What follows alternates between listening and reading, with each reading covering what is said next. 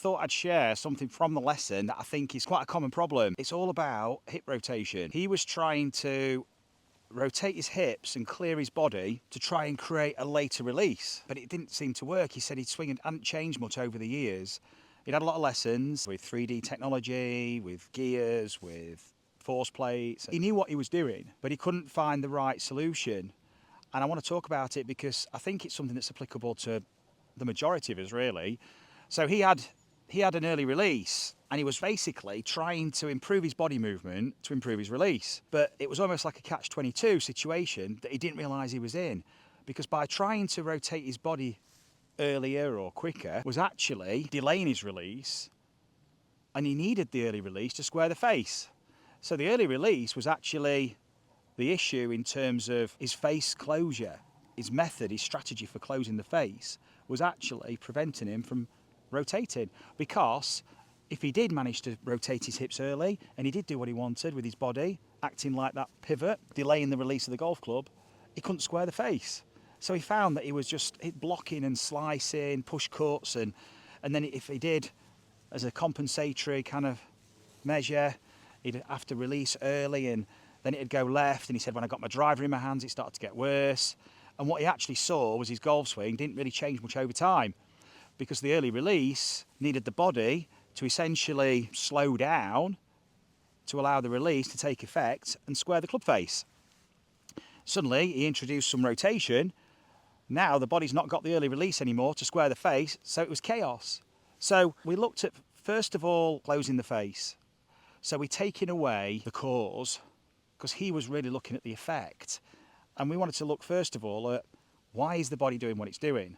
Well, we started to explore some rotation exercises with the club face. And I think this will be a really interesting one for you to try too, because a lot of us are rotating the face, and it's no problem. This is a way of rotating, but it's requiring a lot of movement. And to close this face by impact, I've got to start early. And I'm accelerating the club early, and I'm adding loft. If you can see, to square the face, I'm adding loft. Okay, or at least returning it back to its static loft, if you like. I'm not de-lofting. So firstly, we explored de-lofting the face. So instead of thinking of the club head, we started to think about the butt end of the club, and we used the flail to trail exercise.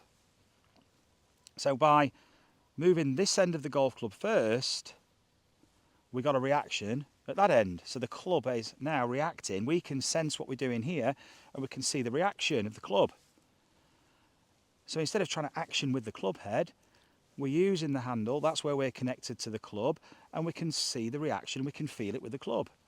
And what we did was we hit some chips. So I'm just going to hit a couple of chip shots just to explain what we were doing. This flailing exercise, flailing and trailing, flailing the handle, trailing with the club.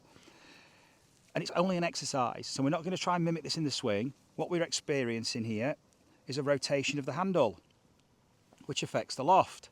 Also, the lag. Straight away, I move the handle this way, club head's lagging. Then I move the handle this way, club head lags. So we've got this very dynamic and natural change of direction, which actually helps us transfer energy through to the club. It actually loads the shaft. But it also gives us a sense of where we are relative to the ball for the shot we want to play. Here, I'm in front. I can feel I'm in front. I can strike down, de-loft the face, get the leading edge of the golf club, interacting with the ground. And I'm not trying to hinge and hold. I'm not trying to manufacture this. There's no manipulation. It's just moving the handle back and forth, almost thinking of a straight line back and forth of the handle.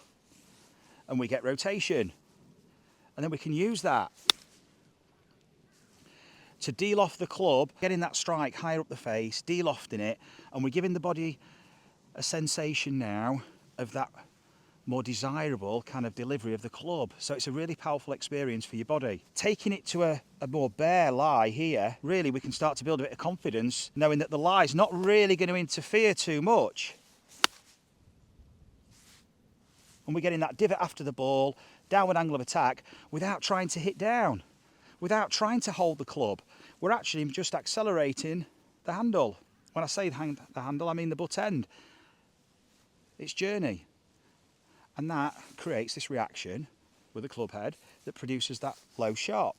Now, this was just one of the exercises. It's the next exercise that really helped David with his body movement, because this is great for feeling the lag. This is great for de-lofting the club. That's just one component of the wrist function. We've got the up and down movement, which is a fairly kind of recognisable one, but the one that goes missed is this one, the rotation about the shaft. And even though this may appear to be extreme, as soon as we introduce the flail and trail, it looks very different. And just the orientation of this club relative to me in this space here, forward of the ball, this is going to allow the body to rotate. But without some of these components, it doesn't have to be perfect, just getting the right configuration for you, for the shot.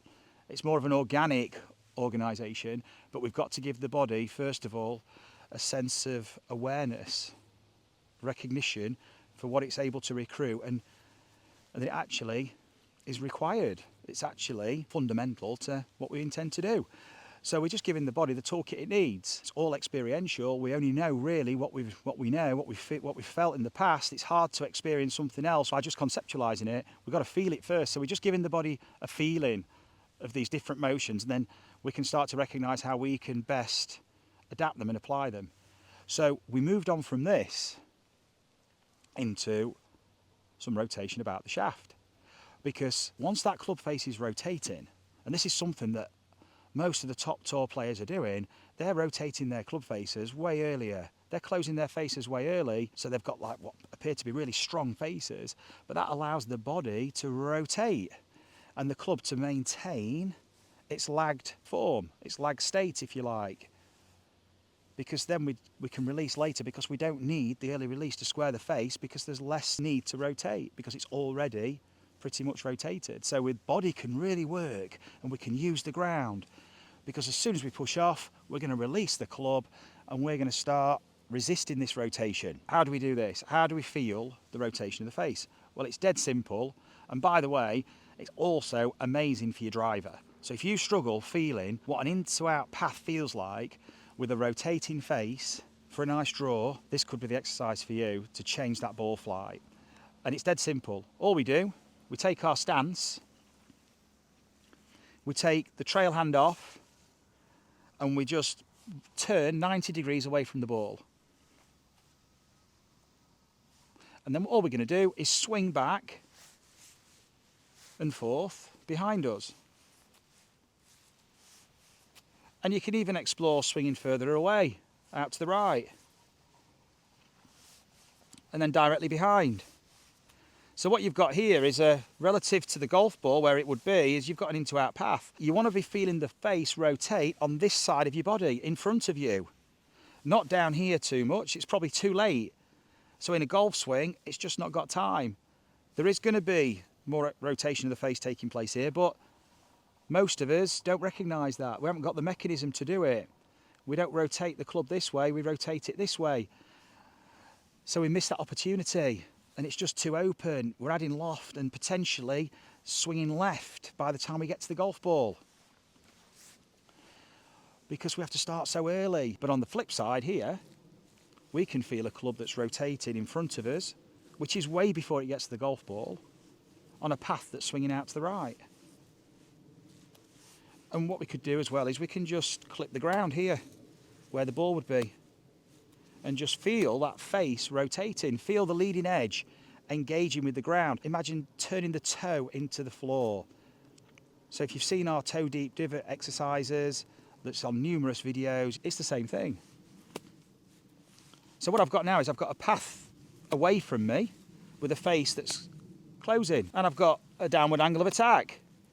Now all I'm going to do is maintain this and just turn round back to facing the ball, but keeping the same feeling. And then I'm going to hold that finish, put my right hand on, and now I'm going to swing back and through and just feel something similar. It might not be the same because I've got my trail hand on now. It's going to be a bit more restricted, but I'm going to try it.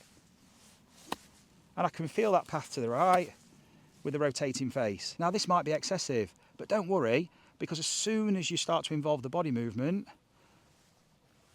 it's going to help counterbalance this rotation. Once we've got this feeling here, we can start to take it to the golf shot and just go with the flow of it. And that one was a bit heavy. It's feedback. I caught it slightly heavy. I didn't allow my club to travel. I didn't allow the butt end of the golf club to travel far enough, for long enough. I got a little bit active with the hands. And that's no problem, because that's feedback I need. Because now we can start to make a little bit of adjustment. We want to be striking it later in the action. That means I've got to let this travel for longer. So I'm going to go again. I'm going to make a little practice swing. And I'm just going to make a little divot after the ball. And I can feel the toe rotating too. So I'm blending the two together. And I'm just going to play another shot. And that one was really good. I've pretty much nailed that. Surprised myself, to be honest. Got the face rotating. But funnily enough, the ball flew pretty straight then. With a down the line view here, you can see, even though I'm rotating this club face, which people assume is going to hook the ball, yes it is if we're throwing the golf club. But as soon as we introduce that lag, the face orientation totally changes. So I'm going to do the same thing here. You'll see it doesn't hook as much as you'd expect. I'm going to try and hook it, but I'm going to try and shift my low point forward,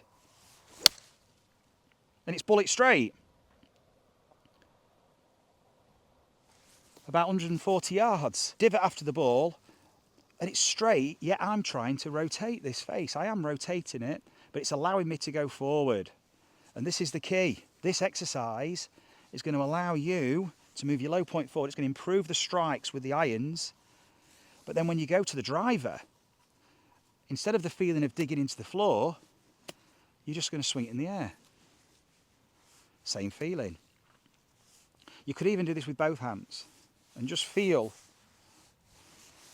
the rotation of the face. Notice it naturally swings out to the right.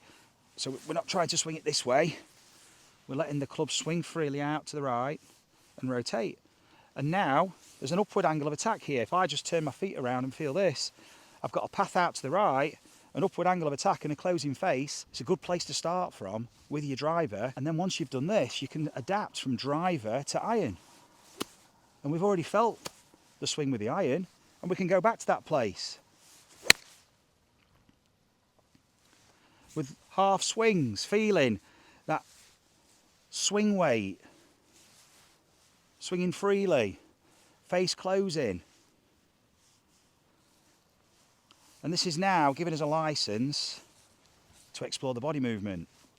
And that's where we tapped in to these rotational forces from the ground. And that's what you'll see next week on Sunday night's Part 2 tutorial.